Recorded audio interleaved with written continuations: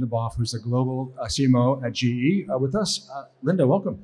Jim, thanks. It's always great to be with you. It's good to see you. Okay, so we're looking at the second half of the year. It's been a busy and complicated year. What are some of the more important conversations you think you'll be having over the next 24 hours here in Miami? Yeah, I think the conference is bringing together the right group of people who are buyers, people who are creators, people who are frankly wondering about the state of our industry from all levels, right? From talent to growth to sustainment. So I would say the conversations I've been having have a lot to do with the state of the industry, which sounds very elevated, but also important. Because I think this is a group, as you and I have talked about any number of times, that cares about each other and that wants to succeed. But there are parts of our industry that are mired in the past. And then I think there are, at the same time, so many new things happening, AI, channels that are just completely disrupting what we had before, that I think it's an important time to be having the conversations. Okay, so there are some elevated things we've got to work through, but what are some of the sort of nitty-gritty things that you can address now that will have an outsized impact going forward, do you think?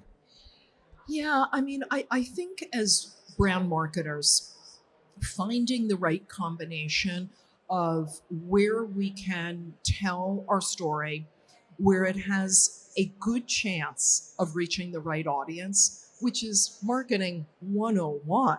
Right? It's how do we grab attention? How do we drive engagement? How do we ultimately, depending on the company, drive people down the funnel? It's both harder and it's easier in some ways. Harder in that there's been an incredible proliferation of where an advertiser or marketer can spend their money. Easier in the sense that there are so many more options. I think victory in some ways goes to people who are willing to be flexible, willing to experiment, and willing, once they experiment, to build on those experiments, not sort of be one and done, follow what the intelligence, what the data is telling them, and sort of keep going up that ladder. With that said, is there something that you've trialed at GE that you really felt moved the needle in terms of the efficacy of your marketing?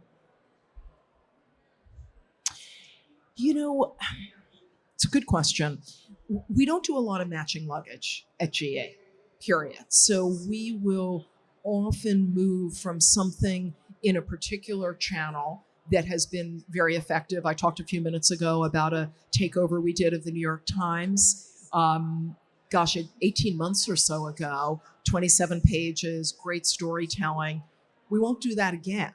Right? We'll look for a different opportunity. And now that we're three separate companies, each of those companies will have opportunities to find what those indelible moments will be in aerospace, which will be different than in energy, which will be different than in healthcare.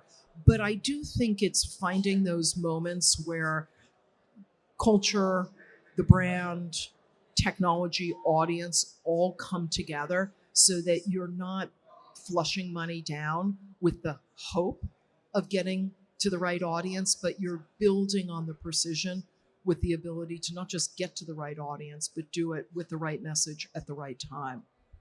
So in that effort, are there any sort of tools or engines of intelligence that you really become to rely on to really sort of get you there at a faster pace and at scale? Yeah.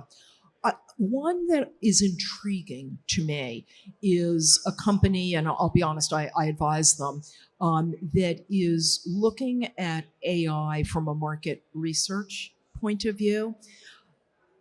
From where I sit, market research has not been disrupted the entire time I've been a marketer. So that's decades. AI is giving us the ability to find data from a much wider audience with pretty fantastic efficacy. So using things like synthetic polling, we can get a pulse on how the aerospace industry is viewing something. Previously, we would have to do a long form survey. These are hard people to get to.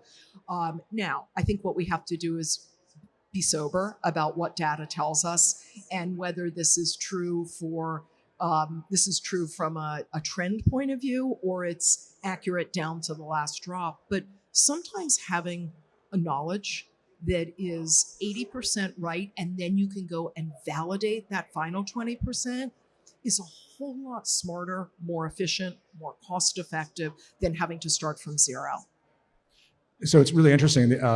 At Possible last year, we were just starting to talk about AI. This year, I think there are more than 20 speaking sessions that are focused on AI. Do you think that we're sort of past the initial hype cycle, and are you seeing actual practical applications that are helping your business?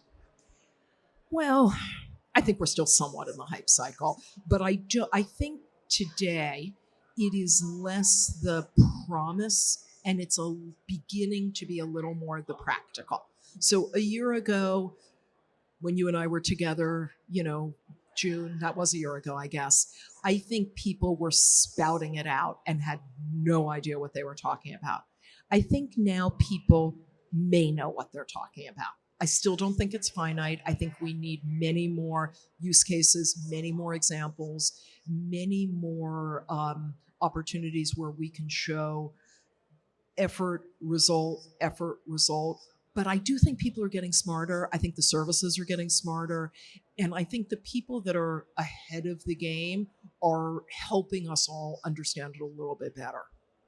So this year is, I mean, we're talking about AI, but there's also a lot going on in the business with the deprecation of the third-party cookie, data privacy. Everything is moving very quickly and it's pretty complex. From your perspective, as a marketer at a company that's based its entire existence on innovation and invention, what would you recommend to marketers to be really sort of focused on now to make sure that they're ahead of the curve and relevant and competitive in this space in 2 to 5 years? It's a really good question. This is where I wonder if I am a typical marketer in this sense.